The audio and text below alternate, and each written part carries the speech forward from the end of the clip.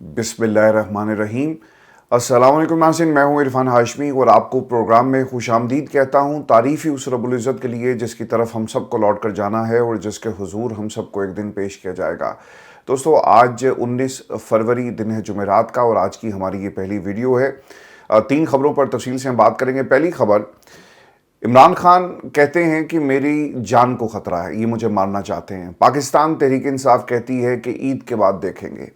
ये रवैये तहरीक इंसाफ के और ख़ानदान की एक बड़ी जंग शुरू होने वाली है। ये जंग क्या है? अलीमा खान का आलमी मीडिया को इंटरव्यू और फिर 50 मीडिया हाउसेस का हेडलाइन में इमरान खान का जिक्र, और क्या पाकिस्तान तहरीक इंसाफ इमरान खान का मुकदमा ईद के बाद भी लड़ने की सलाहियत रखती है या नहीं रखती? सोशल मीडिया इस वक्त इमरान खान की जो जमात के अंदर इस लड़ाइयाँ चल रही हैं उस हवाले से और इस कोशिश को किस तरह से देख रही है, इसकी तफसील व्यूज़ मैं आपके सामने रखूँगा। और फिर 8 माह में 900 एनकाउंटर्स और आलमी मीडिया हाउसेस की जो हेडलाइंस हैं वो पंजाब के हालात के बारे में क्या बता रही हैं। एक्स्ट्रा जुडिशल किलिंग्स, ये मामला किस तरफ जा रहा है। और फिर मरियम का 11 अरब का जहाज़, ये भी आपको बताएंगे आज की इस नशिस्त में। दोस्तों, प्रोग्राम शुरू करने से पहले मेरी तमाम सुनने और देखने वालों से दरख्वास्त है कि आप चैनल को ज़रूर सब्सक्राइब करें और हिस्सा बने इस मूवमेंट का। ये सिर्फ खबरें देने का मामला नहीं है, बल्कि पाकिस्तान में जमहूरियत की बका और पाकिस्तान में हकीकी आज़ादी की एक जंग है। आम आदमी के हकूक़ की जंग है, आपके हकूक़ की जंग है।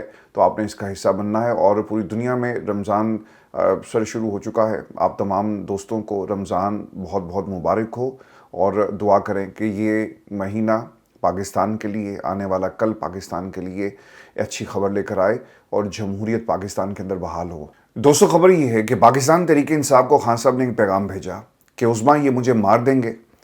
पाकिस्तान तहरीक इंसाफ का आगे से रिएक्शन ये था कि हम ईद के बाद देखेंगे। मैंने इस 2 जुमलों को समझने के लिए आज पार्टी के वर्कर से लेकर मेन कायदीन से बात की और जो मेरी असेसमेंट है वो मैं आपके सामने रख देता हूं कि इस वक्त पार्टी का वर्कर क्या सोच रहा है, बहनों का क्या मुतालबा है और पाकिस्तान तहरीक इंसाफ के कायदीन ने किस तरह से इस जुमले को रिसीव किया। एक fault line sir Tehreek Insaf के कायदीन में हमें नज़र आ रही है। तहरीक इंसाफ एक दूसरे के ऊपर जिम्मेदारी शिफ्ट कर रही है। मेन क़यादत जिम्मेदारी उठाने के लिए तैयार नहीं है और वो इस वक्त एक प्रॉक्सी बनकर पाकिस्तान में इस्टेब्लिशमेंट और हुकूमत के लिए काम कर रही है। जब ये जुमला और पैगाम इमरान खान की तरफ से बाहर आया तो तहरीक इंसाफ को चाहिए ये था कि वो अपने धरनों को प्रोलॉन्ग कर देती, लेकिन उन्होंने ऐसा नहीं किया, बल्कि उन्होंने ये कहा कि हम ईद के बाद दोबारा से कोशिश करेंगे और एक तहरीक पूरी तैयारी के साथ चलाएंगे। देखिए, हम पिछले 3 माह से यही सुन रहे हैं। नए कायदीन केपी के चैप्टर में आपको नज़र आ रहे हैं और उनका भी यही बयान था कि हम तैयारी से आएंगे, हम तैयारी कर रहे हैं और इस दफ़ा जब हम आएंगे तो हमें कोई रोक नहीं सकेगा। आपने यही सुना ना? तो आज भी तहरीक इंसाफ के कायदीन का यही ख्याल है। जब धरनों की बात आती है तो उस वक्त आपने इन धरनों को ऑन नहीं किया था, आपने कहा था कि ये वर्कर का धरना है। लेकिन जब इन धरनों को ख़त्म करने की बात आई तो आप पेशावर हाई कोर्ट के फैसले के पीछे छुप गए। आज मेन क़यादत तहरीक इंसाफ की वो ये क्या कह रही है, जो तर्जुमान है वो ये कहते हैं कि हमने अदालत के हुक्म को तस्लीम किया और हमारे लीडर की यही तरबियत है और हम इस फैसले को मुकम्मल तौर पर मिनोअन तस्लीम करते हैं। Supreme court of Pakistan, Islamabad high court Imran Khan को मुख्तलिफ मुकदमात में दोस्तों सज़ा दे चुकी है। फिर आप उन फैसलों को भी तस्लीम करें। इमरान खान को तहरीक इंसाफ एक प्लानिंग के तहत, ये जो कायदीन हैं जो ऊपर बैठे हुए हैं जिनके फैसले चलते हैं, वो जानबूझकर इस हुकूमत को एक वक्त देना चाहते हैं। आज जो गुफ्तगू हुई उससे मेरी असेसमेंट यही है। और दोस्तों, जो खबरें पिछले 12 घंटे में डेवलप हुई हैं पाकिस्तान की हुकूमत और पाकिस्तान तहरीक इंसाफ के अंदर जो कायदीन हैं वो क्या कह रहे हैं, ये मैं 1 बाय 1 आपके सामने रखता हूँ और फिर हम ये जानने की कोशिश करेंगे इसका पोस्टमार्टम करके कि क्या तहरीक इंसाफ के ये कायदीन इमरान खान की रिहाई के लिए कुछ कर सकते हैं या नहीं कर सकते। आज पहला काम जो हुआ है जी, राना सनाउल्लाह साहब का एक रिएक्शन आया और उन्होंने तहरीक इंसाफ की जो सियासत है और जो मुज़ाकरात का मामला या मफाहमत या मुज़ाहमत, जो भी आप इसे नाम दें, ये हुकूमत किस नज़र से इनकी स्ट्रेटजी को देख रही है। राना साहब ये कहते हैं कि अव्वल तो सुहेल अफरीदी की उंगली है ही नहीं, अगर है तो वो टूट जाएगी या नहीं रहेगी। ये इमरान खान के खिलाफ साजिश है। उन्होंने अब ईद के बाद कॉल दे दी ताकि रमज़ान इमरान खान की कोई मुलाकात जो है इसके दौरान ना हो। इमरान खान जल्द अज जल्द रिहाई चाहते हैं। मसला ये है कि ना वो खुद मौजूदा सूरत हाल का दुरुस्त अंदाज़ा लगा पा रहे हैं और ना ही उनसे मिलने वाले अफराद उन्हें हकीकत पर मबनी जो इंफॉर्मेशन है उन तक पहुँचाते हैं। 8 फरवरी को भी उन्हें यकीन था कि पूरा मुल्क बंद हो जाएगा, मगर ऐसा कुछ नहीं हुआ। वाज़ेह इम्कान है कि रमज़ान में भी इमरान खान से मुलाकातों पर मज़ीद पाबंदी लग जाएगी। वैसे इस पैगाम में 3 चीज़ें बड़ी वाज़ेह हैं। जो टेक अवेज़ हैं वो मैं आपके साथ शेयर कर देता हूँ। पहली चीज़ ये है कि पाकिस्तान की हुकूमत इमरान खान की मुलाकात किसी सूरत भी किसी से नहीं करवाएगी, और पिछले 4 माह में जो मुलाकातों का सिलसिला बंद हुआ इसे कंटिन्यू किया जाएगा। और ये भी याद रखिएगा कि इस दौरान जो डॉक्टर्स हैं इमरान खान के, शायद उन्हें टेलीफोन के ऊपर एक्सेस दिया जाए, लेकिन फिजिकली किसी किस्म की मुलाकात नहीं होगी। दूसरी चीज़ ये है कि जहाँ तक ताल्लुक है ना कि इमरान खान को सही सिचुएशन बताई नहीं जाती। देखें, इमरान खान तक एक मखसूस किस्म का पैगाम भेजा जाता है। ये मुलाकातों को रोकने का मकसद क्या था? हुकूमत ये कहती है ना कि सिचुएशन ये आप बता रहे, 8 फरवरी को कोई नहीं निकला, 26 को कोई नहीं निकला। देखें, बहनों ने ये पैगाम इमरान खान को बहुत पहले बता दिया था कि लोग निकले हैं, और जो हुकूमत का वर्जन है ये झूठ पर मबनी है। इसलिए इन मुलाकातों को रोक दिया गया कि इमरान खान को बार बार बताया जाता है कि लाखों की तादाद में लोग निकलते हैं। और देखें, जो हुकूमत कह रही है ना कि 8 फरवरी को कोई नहीं निकला, यही बयान अली अमीन गंडापुर का है, एक प्रॉक्सी का, जो खान साहब की इस तहरीक को कमज़ोर कर रहे हैं।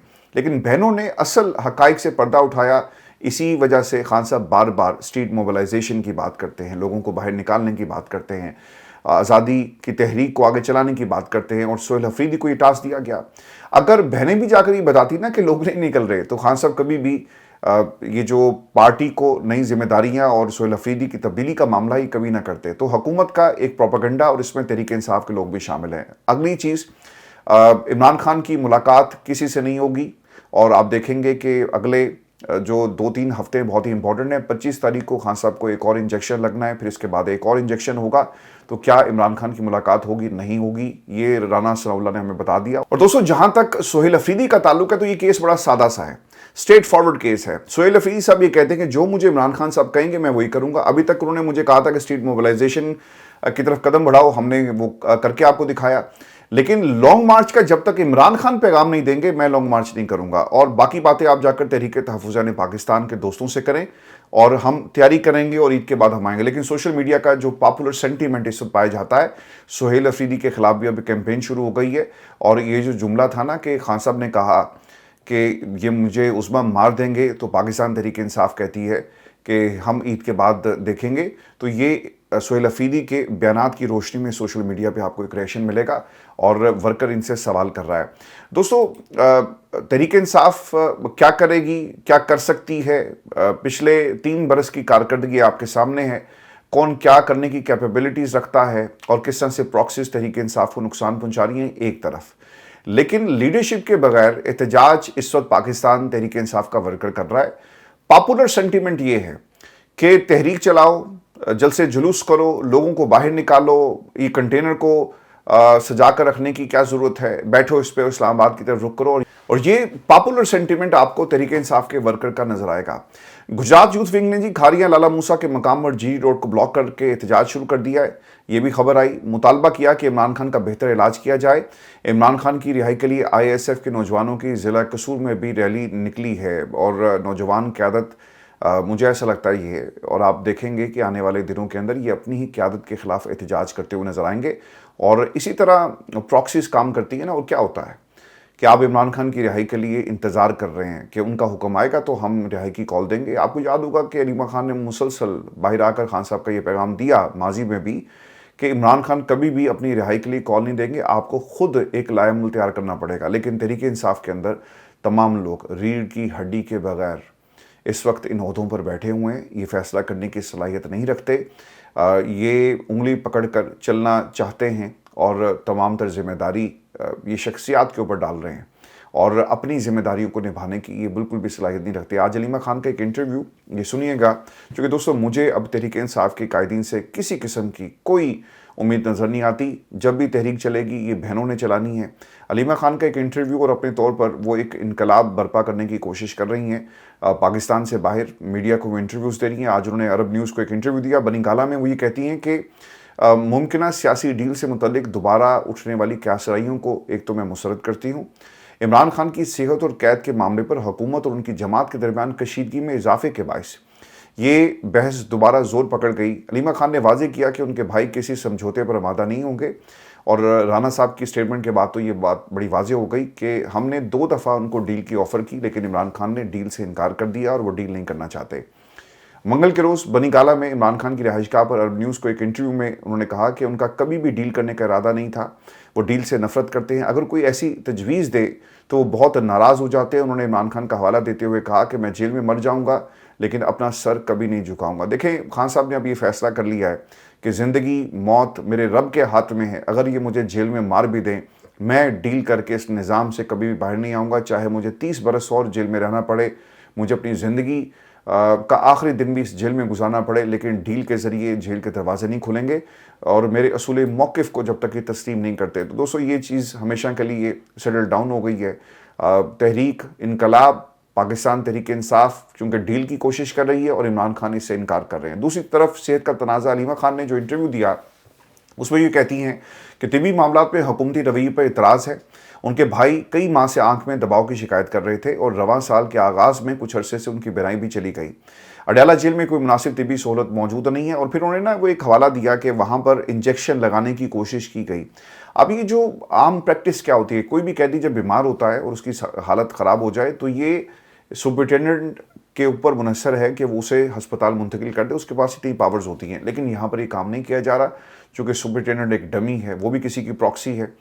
دوسری طرف دوستو، جو بات بڑی امپورٹنٹ تھی وہ تھی شفا انٹرنیشنل ہسپتال لے جانے کی، جس کو عمران خان کی بہنوں کی جو ڈیمانڈ تھی اسے رد کیا گیا۔ اور دیکھیں، اس کے اوپر بھی آپ کو ایک کنٹروورسیز کریٹ ہوتی ہوئی نظر آ رہی ہیں۔ وہ کیا تھی کہ خان صاحب کی بہنیں یہ کہتی ہیں ہم نے پیغام بھیجا کہ کزن کو بھیجو، وہ کہتے ہیں کہ نہیں ڈاکٹر کو بھیجو۔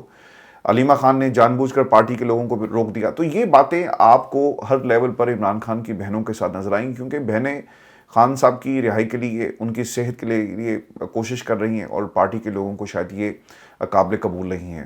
علیمہ خان نے اس انٹرویو میں دوستو ایک بات یہ بھی کہی کہ حکومت نے اس انتظام کو سبوتاژ کیا کیونکہ عمران خان کے ذاتی معالج ڈاکٹر عاصم یوسف اور ایک خاندانی فرد کو معائنے کے دوران موجود رہنے کی اجازت نہیں دی گئی۔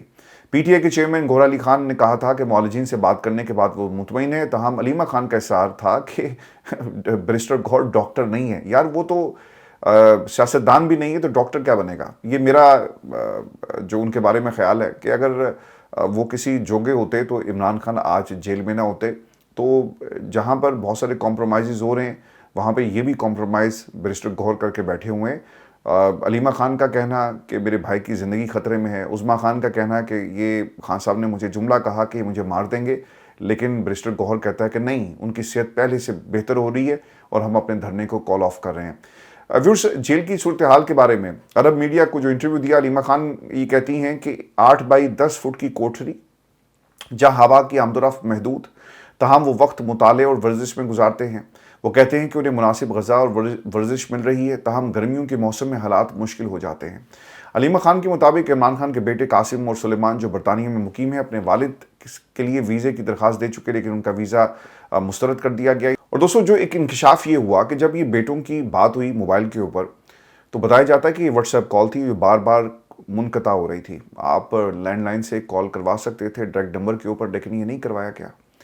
اور جس ملک میں 11 ارب کا جہاز خریدا جا سکتا ہے کسی کے لیے، لیکن ایک ٹیلی فون کال کی قیمت ریاست ادا کرنے کے لیے تیار نہیں ہے۔ آج جو لوگ یہ کہتے ہیں نا کہ ہمارے ساتھ ظلم ہوا اور اپنی جیل کی تصویریں اور ویڈیوز جا کے انہوں نے دکھائی، ان سے بھی یہ سوال ہے کہ بچوں کا کیا قصور ہے؟ نہ انہوں نے کبھی کوئی سیاست کی، نہ وہ سیاست میں آنا چاہتے ہیں، اور آپ کو یقین ہے کہ وہ عمران خان کی سیاست کا جو مروثیت کا کردار ہے وہ کبھی نہیں نبھائیں گے آپ کی طرح، لیکن اس کے باوجود یہ ظلم کیا جاتا ہے۔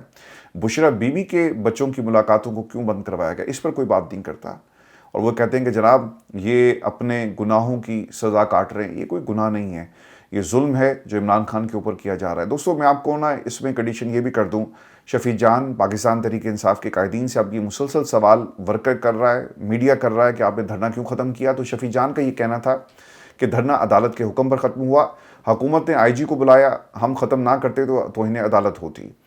سوال ہوا کہ اسلام آباد کا دھرنا کیوں ختم ہوا؟ شفیع جان نے کہا کہ رمضان آ رہا ہے، اب ہم پوری تیاری کے ساتھ آئیں گے۔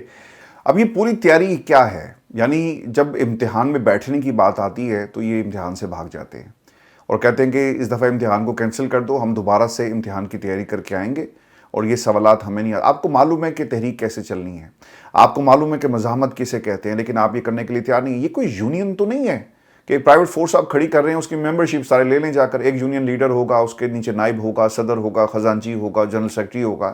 یہ عوامی تحریک ہے. عوامی تحریک کا تعلق عوام سے ہوتا ہے. یہ پرائیویٹ انٹرپرائز نہیں ہے جہاں پہ آپ ایک فورس بنائیں گے. کل کو اگر آپ کی تحریک اللہ نہ کرے کامیاب نہیں ہوتی، کیا کہیں گے کہ جناب ہم نے جو فورس تیار کی تھی اس میں ممبرشپ پوری نہیں ہو سکی. تو خدا کے لیے ایسے اقدامات مت کریں. ٹرک کی بتی اور عوام کو بیوقوف بنانا بند کریں. اب آپ کا سر احتساب ہوگا، چاہے وہ شفیع جان ہے یا کوئی اور ہے. پاکستان تحریک انصاف کے لوگ اس تحریک کو اس طرح سے نہیں چلا سکے. اب تو ہر شخص کو آپ ایک شک کی نگاہ سے دیکھنے پر مجبور ہو گئے. اور پاپولر سینٹیمنٹ جو جنرل پبلک ہے اس کا یہی ہے کہ ان سے نہیں ہو پائے گا. اور اگر یہ عمران خان کی تحریک چلائیں گے، اگلے 30 برس بھی لگے رہیں گے، عمران خان کی رہائی ان سے ناممکن ہے. یا تو دو طریقے ہیں سر، ڈیل کر لیں یا پھر مزاحمت کا طریقہ ہے. نہ یہ مزاحمت کرنے کی پوزیشن میں اور نہ ہی یہ ڈیل کو ایک آخری فیز میں لے جانے کی پوزیشن میں. وہاں پر بھی بہت سارے مسائل آپ کو نظر آئیں گے.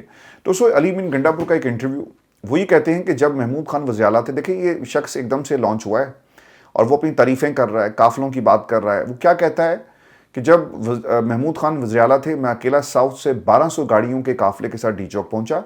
حکومت ہر بار ٹف ٹائم مجھے دیتی ہے. 9 مئی ہوا، ساری پارٹی بھاگ گئی، مجھے پارٹی کا صدر بنا دیا. میں نے الیکشن میں پارٹی کو نتیجہ نکال کر دیا. تاریخ میں پہلی بار ایک وزیر اعلیٰ استعفیٰ دے رہا تھا اور اس کا استعفیٰ منظور نہیں ہو رہا تھا. میں کرسی چھوڑ رہا تھا لیکن کرسی مجھے نہیں چھوڑ رہی تھی. سسٹم مجھے کہہ رہا تھا کہ نہیں جاؤ. اب وہ کہہ ہی رہے ہیں کہ میری قیادت میں پارٹی الیکشن بھی جیت جاتی ہے. وہ میری قیادت کے اندر لوگ باہر بھی نکلتے ہیں. میں 3 دفعہ ان کو نکال کر لے کر آیا. تو یہ میری قیادت تھی. دروازے بھی کھل رہے تھے، ملاقاتیں بھی ہو رہی تھی. اور اگر یہ سب کچھ نہیں آج ہو رہا تو پوچھے جا کر سہیل افریدی سے. تو یہ سہیل افریدی کے خلاف ایک پیرلل ایک اینٹی کھڑی کی گئی جس کا نام علی امین گنڈا پور ہے.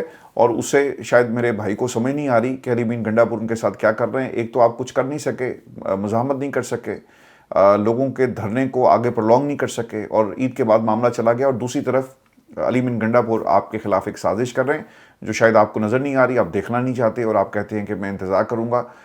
وادی تیرا کے آپریشن کا انہوں نے حوالہ دیا کہ میں سیاست چھوڑ دوں گا اگر ثابت ہو جائے کہ یہ میرا فیصلہ تھا. عمران خان نے، یہ بہت اہم جملہ ہے کہ عمران خان نے مجھے ایک پیغام بھیجوایا لیکن میں نے وہ کام کرنے سے انکار کر دیا. تو اس کا مطلب یہ ہوا کہ آپ میں اور علی امین گنڈا پور شیر افضل مروت میں کوئی فرق نہیں ہے. وہ بھی اسی قسم کی باتیں کرتا ہے. وہ لوگ جو پارٹی کو چھوڑ کر چلے گئے وہ بھی آج یہی باتیں کرتے ہیں، جس میں اسد عمر ہیں، باقی پارٹی کے لوگ ہیں. وہ یہ کہتے ہیں کہ خان صاحب ہم سے یہ کروانا چاہتے تھے لیکن ہم نے نہیں کیا. تو علی امین گنڈا پور ایک رانگ نمبر تھے، ایک رانگ نمبر ہیں. لیکن یاد رکھیں کہ سہیل افریدی صاحب نے اگر کچھ نہ کیا، جس طرح جنید اکبر صاحب کے بارے میں کہا جاتا تھا کہ وہ آئے ہیں تو نہ جانے ایک آگ کا دریا ہوگا اور یہ اس آگ کے دریا سے دیکھیں ہم کیسے نکلتے ہیں اور ایک سیلاب آ جائے گا اور یہ ہو جائے گا وہ ہو جائے گا. کچھ بھی نہیں ہوا. اور جنید اکبر صاحب بھی اسی طرح کے بیانات دیتے ہیں. اس سے زیادہ سر ان کی کوئی پارٹی کے اندر سے نہیں ہے. انفارچونیٹ ہوا ہے جو کچھ بھی ہوا اور ایک مومنٹم مکمل طور پہ تباہ و برباد کر دیا گیا. دوستو آپ کو میں خبر یہ بھی دے دوں کہ عمران خان کے کوارڈینیٹر پر فائرنگ کا معاملہ ہے. احمد نیازی کی گاڑی پر فائرنگ ہوئی ہے.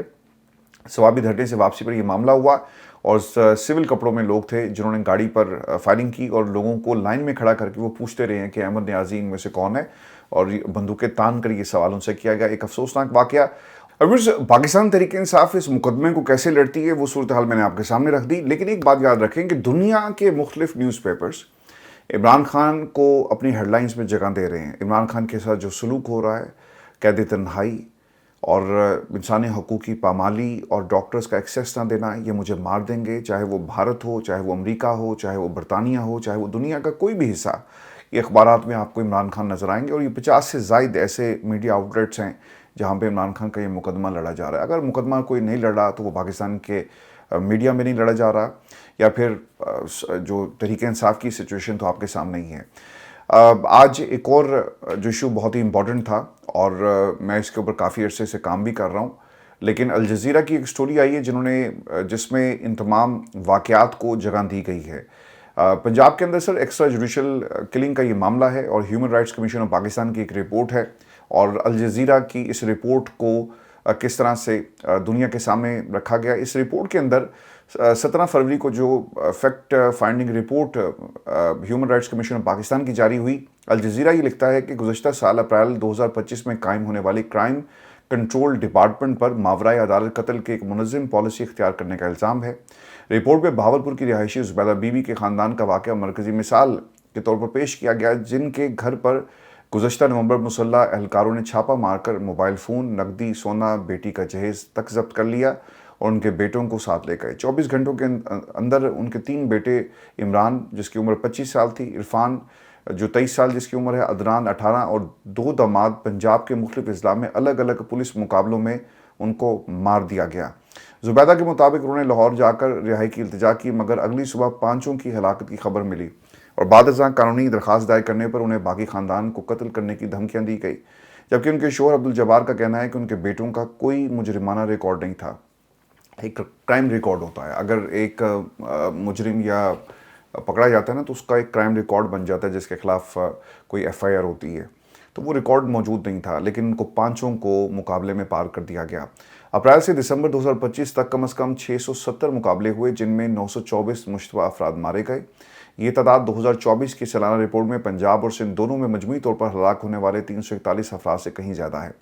سی سی ڈی کو وزیر اعلیٰ پنجاب مریم نواز نے سیف پنجاب ویژن کے تحت سنگین اور منظم جرائم کے خاتمے کے لیے قائم کیا، اور چند ہفتوں میں ہی مقابلوں میں تیزی سے اضافہ ہوا اور 8 ماہ میں 900 سے زائد مشتبہ افراد مارے گئے۔ اچھا، اس میں جو پیٹرن ہے نا، یہ بڑا خطرناک ہے۔ ساتھیوں کی فائرنگ سے مارے گئے، آس پاس ساتھی موجود تھے، چھڑوانے کے لیے آئے، یہی آپ کو پیٹرن ملے گا ہر خبر کے اندر، ہر جو خبر میڈیا پہ چلتی ہے۔ تو یہ کمیشن نے اب اس کے اوپر سوال تو اٹھائے ہوئے ہیں، لیکن کیا یہ طریقہ ہے؟ مجرم سر جتنا مرضی بڑا ہو لیکن اس کو موقع دینا چاہیے۔ آپ کا جو عدالتی نظام ویک ہے، پروسیکیوشن سسٹم بہت کمزور ہے، اسی لیے تمام کام کیے جاتے ہیں اور ان کو پار کر دیا جاتا ہے۔ میں یہ نہیں کہتا کہ ان میں سے بہت سارے لوگوں نے قتل نہیں کیے ہوں گے، ڈکیتیاں نہیں کی ہوں گی، راہزنی کی وارداتیں نہیں کی ہوں گی، لیکن کسی کو اس طرح سے قتل کرنا اور فیصلے دینا یہ کسی بھی معاشرے کے لیے ٹھیک نہیں ہے۔ اور 800 کے قریب 900 کے قریب لوگوں کو آپ نے اس طرح مقابلوں میں پار کر دیا، یہ بہت ہی خطرناک معاملہ ہے۔ انسانی حقوق کے جی مختلف جو آرگنائزیشن اس پہ آواز اٹھا رہی ہیں، اور ایچ آر سی پی کے مطابق گزشتہ دہائی میں ملک بھر پہ تقریباً 5000 مقابلے رپورٹ ہوئے، جن میں لگ بھگ 2000 صرف پنجاب میں تھے۔ 2020 سے 23 سالانہ تعداد 400 سے کم رہی، مگر 24 میں یہ بڑھ کر 1000 ہو گئی، جبکہ تازہ رپورٹ میں مقابلوں کی مجموعی تعداد کچھ کم مگر اموات نمایاں طور پر زیادہ بتائی گئی، جس سے صوبے میں قانون کی حکمرانی اور شہریوں کے حق زندگی پر سنگین سوالات اٹھتے ہیں۔ دیکھیں، پنجاب کے اندر نا معاملہ بھی یہ ہے کہ پاکستان تحریک انصاف ان ایشوز کو کیوں نہیں اٹھاتی ہے؟ آپ کے پاس بہت سارے ایشوز ہیں ان کو ٹف ٹائم دینے کے لیے، پنجاب میں کوئی کام نہیں ہو رہا۔ آپ عمران خان کے مقدمے کو اور عمران خان کی رہائی کا معاملہ، وہ بھی آپ سے نہیں ہوا۔ یار آپ اس حکومت پہ تنقید تو کر سکتے ہیں، لیکن یہ بھی نہیں ہوتا۔ ابھی یہ جو جہاز کا معاملہ، یہ پاکستان کے میڈیا نے ڈرتے ڈرتے اس کو رپورٹ کیا، چونکہ سوشل میڈیا پہ اس پہ سوال ہو رہا تھا۔ پھر وہ عمر نے جا کے پنجاب حکومت سے پوچھ لیا، تو انہوں نے کہا جی کہ نہیں، ایسا نہیں ہے، ہم ایئر پنجاب بنانا چاہتے ہیں۔ یار دنیا میں اتنے ایگزیکٹو لگژری جہاز کسی بھی فلیٹ کے اندر شامل نہیں ہوتے جو کمرشل فلائٹس ہیں۔ آپ نے ویسے اگر چارٹرڈ پلین لینا ہے تو آپ لے سکتے ہیں، لیکن وہاں بھی آپ کو اس قسم کے پلین، یہ دنیا کے کن ممالک کے اندر اور کن خاندانوں کے پاس ہے، یہ میں آپ کو آگے چل کر بتاتا ہوں۔ لیکن یہ خبر کیا ہے پنجاب کی حکومت کے حوالے سے جو پاکستان کے میڈیا نے اسے رپورٹ کیا، طیارے کا نمبر N144S اور قیمت تقریباً 10 ارب روپے ہے۔ اس طیارے کا پاکستان میں سفر کا ریکارڈ بھی ہے۔ یہ طیارہ ابھی پاکستان میں رجسٹر نہیں ہوا، یہ امریکی رجسٹریشن پر ہے۔ طیارے کی خریداری میں پنجاب حکومت کو سوشل میڈیا پر تنقید کا سامنا۔ صارفین کا کہنا ہے کہ عوام کے پیسے عوام پر لگائے جائیں، قومی خزانے سے لگژری طیارہ خریدنا زیب نہیں دیتا۔ کس لیے آپ نے یہ طیارہ خریدا اور وجہ کیا بنی؟ میرا خیال یہ کہتا ہے کہ جب سے یہ ایئر فورس والا معاملہ ہوا نا اور تنقید ہونا شروع ہوگی کہ یہ میڈم جاتی ہیں ایئر فورس کے طیارے پر اور سرکار ان کو فیسیلیٹیٹ کرتی ہے، تو پھر انہوں نے ضد کی ہوگی کہ پنجاب حکومت کا بھی ایک الگ سے طیارہ ہونا چاہیے، تو وہ طیارہ دے دیا گیا ہے۔ ترین صاحب کا طیارہ جب استعمال ہوا کرتا تھا تو بازی میں بڑی آپ کو تکلیف ہوتی تھی۔ عمران خان نے کبھی بھی سرکار کے پیسے کو اس بے دردی سے استعمال نہیں کیا، بلکہ وہ باہر بھی جب گئے تو کمرشل فلائٹس کے اوپر سفر کیا گیا۔ بے شک وہ آپ اس کے اوپر تنقید کریں کہ جناب یہ تو ایک صرف دکھانے کے لیے تھا، ایک سٹنٹ تھا اور کچھ نہیں ہے، لیکن عمران خان نے یہ سب کچھ کر کے دکھایا۔ تو جناب دنیا میں کس کس کے پاس یہ طیارہ ہے، یہ میں کچھ انفارمیشن میں نے اکٹھی کی ہے، میں آپ کے ساتھ شیئر کر دیتا ہوں، اور اس کی ایکچوئل قیمت کیا ہے۔ اگر آپ نے نیا جہاز یہ خریدنا ہے تو بتایا جاتا ہے تقریباً $40 ملین کا جی یہ جہاز ہے۔ $40 ملین کا جہاز، اس کی جو نیو جسے کہتے ہیں ڈبہ بیک پرائس ہے 40 ملین۔ آپ یہ جہاز خرید سکتے ہیں، اور اگر آپ نے یہ پرانا جہاز لینا ہے تو آپ کو 30 ملین کے قریب، اچھا یہ 40 ملین نہیں 49 ملین ہے، میں آپ کو یہ کریکٹ کر دوں، 49 ملین کی اس کی فیکٹری پرائس ہے۔ پھر اس کے بعد جو نئی رپورٹ ہے اس کے مطابق مینٹیننس کا جو خرچہ ہے وہ تقریباً بتایا جاتا ہے کہ وہ بھی اچھا خاصا ہے۔ ٹپکلی آپریٹنگ کاسٹ اس کی تقریباً کوئی $6,000 پر فلائٹ ہے، جس میں تقریباً another budgeting model shows 9,000 پر آور، $9,000 بھی ایک رپورٹ کے مطابق اس کی کاسٹ بتائی جاتی ہے۔ دنیا میں اب کون سی فیملیز اسے استعمال کرتی ہیں؟ قطر کی جی فیملیز کے پاس یہ ہے، قطر executive a major private jet charter arm of the Qatar Airways was the first international customer and took delivery of 2 G500s۔ یہ قطر کی ایک فیملی اور قطر کی فلیٹ میں بھی یہ شامل ہے، لیکن یہ ایگزیکٹو فلیٹس ہیں، ٹھیک ہے۔ پھر اس کے ساتھ ساتھ wealthy individual families the CEOs، اس میں ایک تو Tiger Woods, Bill Gates, Elon Musk, یہ کوئی معمولی لوگ نہیں ہیں، یہ ارب کھرب پتی لوگ ہیں جو اس جہاز کو استعمال کرتے ہیں، لیکن اب میڈم بھی استعمال کریں گی۔ تو دوستو اس پہ آپ نے کمنٹ کرنا ہے۔ آج میں نے کوشش کی کہ ٹائم ہم کم ویڈیو کا رکھیں، اس کو مزید ہم کم کریں گے۔ اپنا خیال رکھیں، اجازت دیجیے، اللہ کے بعد۔